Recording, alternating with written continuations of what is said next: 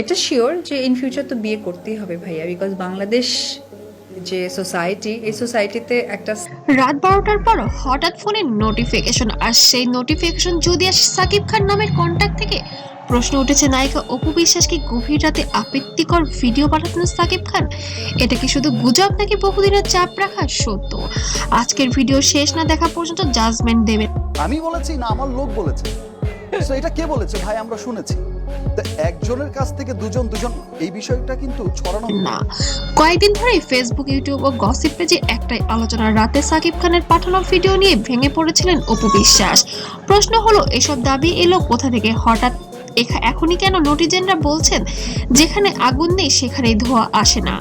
অপু বিশ্বাসের পুরনো কথা, এক সাক্ষাৎকারে বলেছিলেন কিছু বিষয় ছিল যেগুলো রাত হতো, যেগুলো মনে হয়।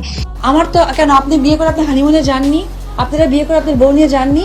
দুটো সেলফি দেন না? আমার কি ইচ্ছা হয় না যে আমি সাকিবকে নিয়ে এতবার কক্সবাজার গেছি? নেওয়াই অসম্ভব।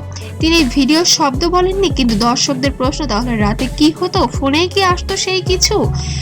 এই বক্তব্য নতুন করে ভাইরাল হতেই আগুনে যেন ঘি পড়ে। রাতে বা কেন এত গুরুত্বপূর্ণ? দিনে নয় কেন, সন্ধ্যায় নয় কেন, রাতে কেন এই অভিযোগ? কারণ রাত মানেই ব্যক্তিগত সময়, রাত মানেই গোপনতা, রাত মানে প্রশ্নবিদ্ধ যোগাযোগ। এই জায়গাতেই দর্শকদের সন্দেহ আরো গভীর হচ্ছে। সবচেয়ে আগ্রাসী প্রশ্ন এখানেই, যদি অভিযোগ মিথ্যা হয় তাহলে সাকিব খান এতদিন চুপ কেন? একজন সুপারস্টার হয়ে একটা গুজবেও সেখানে স্টেটমেন্ট আছে, সেখানে এই বিষয় নীরবতা কেন? নীরবতায় কি ইঙ্গিত দিচ্ছে অন্য কিছু? একদল বলছে অপু বিশ্বাস অনেক সহ্য করেছেন, এখন সত্য বের হচ্ছে। আরেক দল বলছেন প্রমাণ ছাড়া এমন কথা বলা চরিত্র হনন। কিন্তু প্রশ্ন থেকেই যায়, এই ব্যাংককে গেছি, সিঙ্গাপুরে গেছি, মালয়েশিয়াতে গেছি, আমার কি মনে হয় না যে আমি তার সাথে একটু ঘুরি, একটা ঘন্টা ঘুরি?